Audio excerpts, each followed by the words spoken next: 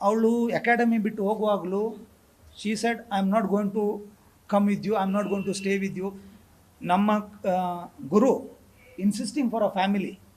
ಆ ಟೈಮಲ್ಲಿ ಏನು ಹೇಳ್ತಾಳೆ, ನನಗೆ ಮನಸ್ಸಿಲ್ಲ ನಿನ್ನ ಹತ್ರ ಫ್ಯಾಮಿಲಿ. ನಂತರ ತುಂಬ ಡಿಸ್ಕಷನ್ ಆಗ್ತಾ ಇರುತ್ತೆ ಇವ್ರ ಮುಂಚೆ.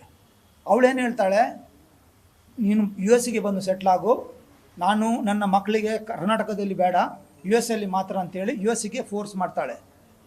ನನ್ನ ಕ್ಲೈಂಟ್ ಹೇಳ್ತಾರೆ, ನಂದು ಕೆರಿಯರ್ ಇಲ್ಲಿದೆ, ನಾನು ಫಿಲ್ಮಲ್ಲಿ ಆ್ಯಕ್ಟ್ ಮಾಡ್ತಾ ಇದ್ದೀನಿ, ನನಗೆ ಅಲ್ಲಿ ಬರೋಕ್ಕಾಗಲ್ಲ ಅಂತೇಳಿ. Parvathamma Rajkumar said, though his parents said that she is not a good girl, don't go ahead. He took a risk in his life and he married her.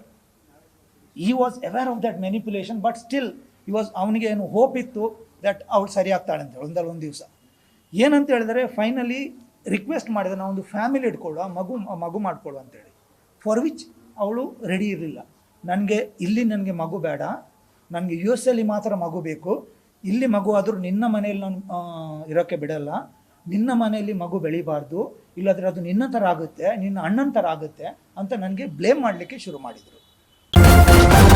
News first, ನಿರ್ಭೀತಿಯಿಂದ ನಿಮ್ಮ ಪರವಾಗಿ.